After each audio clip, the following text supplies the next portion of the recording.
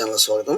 So మనకి market ఎలా trade అయింది ఫ్రైడే అండ్ ఈరోజు హాలిడే కాబట్టి రేపు ఎలా ఉండొచ్చు అనేది ఒకసారి మనం చూద్దాము.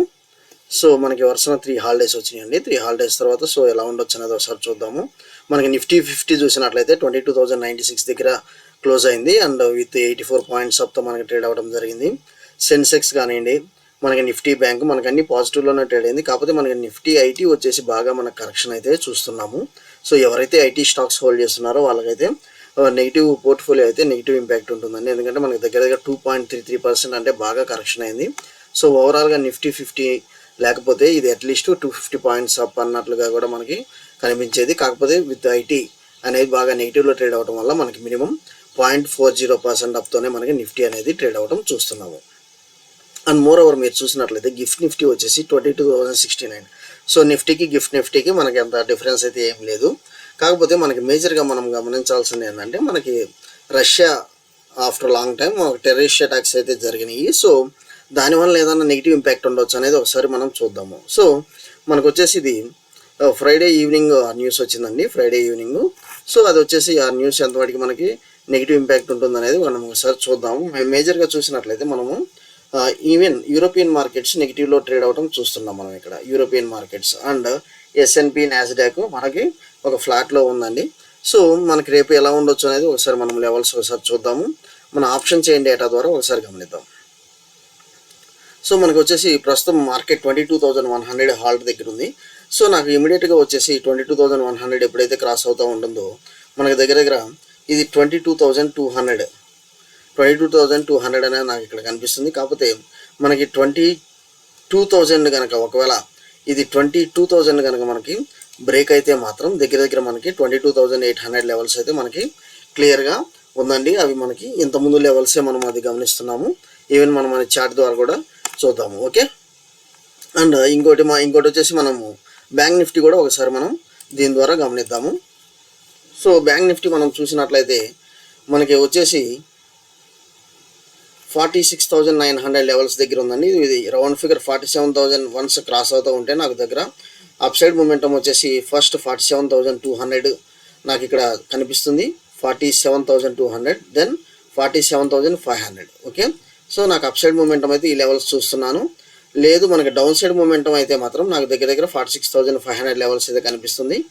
ఒకవేళ 46,800 కనుక బ్రేక్ అయితే మాత్రం ఇమీడియట్గా మనకి 46,800 బ్రేక్ అయితే మాత్రం 46,500 దాకా 300 పాయింట్స్ అప్ సైడ్ మూమెంటం ఉంది. అలానే మనకి డౌన్ సైడ్ మూమెంటం కూడా 300 పాయింట్స్ దాకా ఉంది. ఓకే. అది మీరు ఒకసారి ఎంట్రీ అనేది మనకి అప్ సైడ్ మార్కెట్ వెళ్తుందా డౌన్ సైడ్ వెళ్తుందా అనేది ఒకసారి మీరు చూద్దాము. మన చార్ట్స్ ద్వారా కూడా ఒకసారి చూద్దాం. ఓకే. సో ప్రస్తుతం వచ్చేసి ఇది 46,840 ఈ లెవెల్స్ దగ్గర ఉంది. సో 46,840 లెవెల్స్ దగ్గర ఉంది. నేను ఒకవేళ రేపు ట్రేడ్ తీసుకోవాలంటే మాత్రం ఈ లెవెల్ 46,860 వన్స్ ఈ లెవెల్ క్రాస్ అవుతా ఉంటే నేను అప్ సైడ్ మూమెంటం వెళ్తాను. మీకు ఇక్కడ చూద్దామండి. మనకి ఇక్కడ వచ్చేసి ఏదైతే లెవెల్ ఉందో ఈ లెవెల్ దగ్గర ఇది కనుక ఇక్కడ బ్రేక్ అవుతూ ఉంటే మాత్రం అప్ సైడ్ మూమెంటం నాకు మంచి మూమెంటం అయితే కనిపించే ఛాన్సెస్ కనిపిస్తుంది. ఫస్ట్ 47,000 క్రాస్ అయితే తర్వాత 47,200 దాకా నాకు కనిపిస్తుంది. డౌన్ సైడ్ అయితే మాత్రం నాకు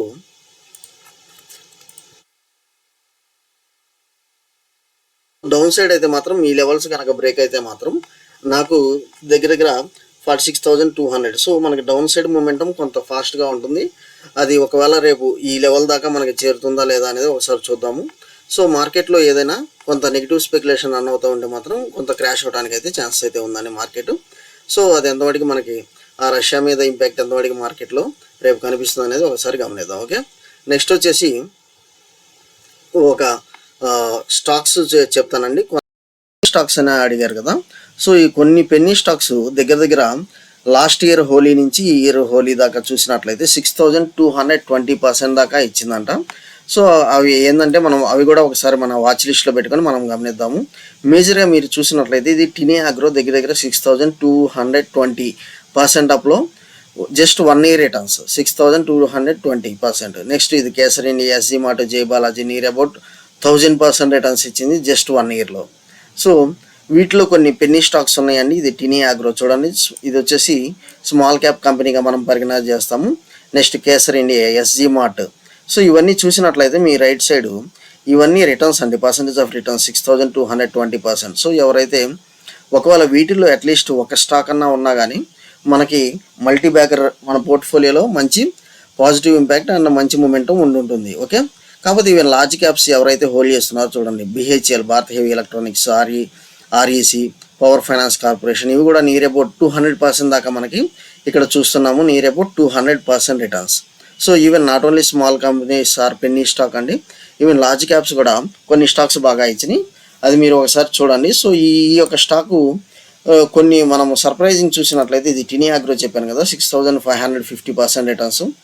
సో గత 1 yearలో చూసినట్లయితే ఇది ఎక్కడో 30 పైసా నుంచి దగ్గర 24 రూపీస్ అండి, ఎవ్రీడే అప్పర్ సర్క్యూట్. ఇదిగో ఇక్కడ చూసినట్లయితే ఇది డే క్యాండిల్, ఇక్కడ మనం చూపిస్తున్నాము డే క్యాండిల్ అనేది. సో ఇది డే క్యాండిల్ అండి. సో ఎవ్రీ డే ఇక్కడ నుంచి ఇక్కడ బ్రేక్అవుట్ ఇచ్చేసింది, మార్చి కరెక్ట్గా ఇది హోలీ టైంకి బ్రేక్అవుట్ ఇచ్చింది. సో ఇక్కడ నుంచి దగ్గర మీకు 24.30 ఎవ్రీడే అప్పర్ సర్క్యూట్ అండి. సో నాకు తెలిసి ఇక కొనడానికి కూడా ఛాన్స్ అయితే ఇవ్వలేదు, దీని తర్వాత మంచి మూమెంటం అయితే ఇస్తూ ఉంది. ఇది వచ్చేసి పెన్నీ స్టాక్, మీరు జాగ్రత్తగా ఒకసారి గమనించండి. ఓకే, సో కొంతమంది పెన్నీ స్టాక్స్ అడుగుతున్నారు కదా, వాళ్ళ గురించి చెప్తున్నాను.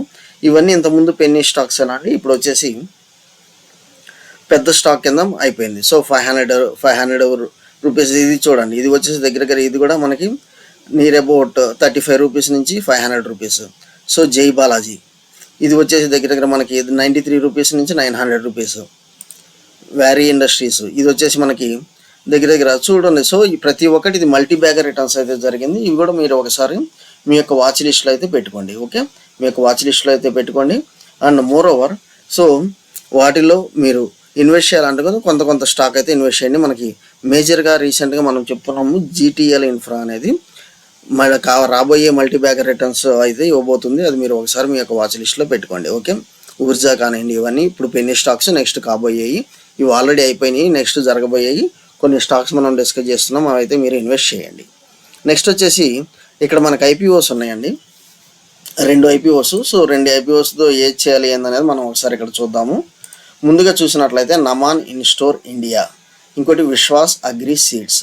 సో ఈ విశ్వాస్ అగ్రి సీడ్స్ అనేది చూసినట్లయితే మనకి అగ్రి బిజినెస్ అనేది మనకు క్లియర్ కట్గా ఉంది. కాకపోతే ఇక్కడ మీరు ఓవరాల్ సబ్స్క్రిప్షన్ స్టేటస్ అనేది జస్ట్ 1.73 times ఏనండి. ఎప్పుడైతే SME అనేది మోర్ దాన్ 50 times ఉంటేనే మనం ఆప్ చేయాలి. సో ఇది మనం అవాయిడ్ చేస్తున్నాం, డిస్కషన్ కూడా అవసరం లేదు. నెక్స్ట్ వచ్చేసి మనకి నమాన్ ఇన్స్టోర్ అనేది ఒకసారి చూస్తున్నాము. ఇది మేజర్గా వచ్చేసి prominent display and retail furniture, ఇది furniture company, retail furniture company. So they manufacture modular furnitures for offices also, beauty stores, kitchens, education institutions, super market, shelving. So ఇవన్నీ మనకు ఒక రిటైల్ స్టోర్, ఫర్నిచర్ స్టోర్ అనేది అర్థమైంది. కాకపోతే దీని యొక్క ఎందుకు ఇన్వెస్ట్ చేయాలి, దీనిలో ఇన్వెస్ట్ చేయొచ్చా లేదా అనేది మనం ఒకసారి ఇక్కడ చూద్దాము. ఓకే, మనము ఇక్కడ ఒకసారి చూద్దాం. మెయిన్గా ఫైనాన్షియల్స్కి వెళ్తున్నాను. సో 2021లో మనం చూసినట్లయితే revenue 13 CR, expense 30 CR, profit after tax 0.05 CR మాత్రమే ఉంది. 2022లో చూసినట్లయితే revenue 51 CR, expense 50 CR, so 0.21 CR మాత్రమే ఉంది, అంటే 21 lakhs. కాకపోతే ఇంక్రిమెంట్ చూడండి, దగ్గర 400% గ్రోత్ అయితే ఇచ్చాడు. 2023లో చూసినట్లయితే 150 CR revenue and expense 144 CR ఉంది. మనకి ప్రాఫిట్ ఆఫ్టర్ ట్యాక్స్ వచ్చేసి 3.82 CR. సో దగ్గర ఇది మల్టీ రిటర్న్స్ అయితే ఇవ్వడం జరిగింది, నియర్ అబౌట్ 10 times. మనకి 6 monthsకి చూసినట్లయితే మనకి ఎట్ పార్ విత్ రెవెన్యూ ఎక్స్పెన్స్గానే ఉంది. కాకపోతే ప్రాఫిట్ ఆఫ్టర్ ట్యాక్స్లో చాలా హై ఉందండి, 6.19.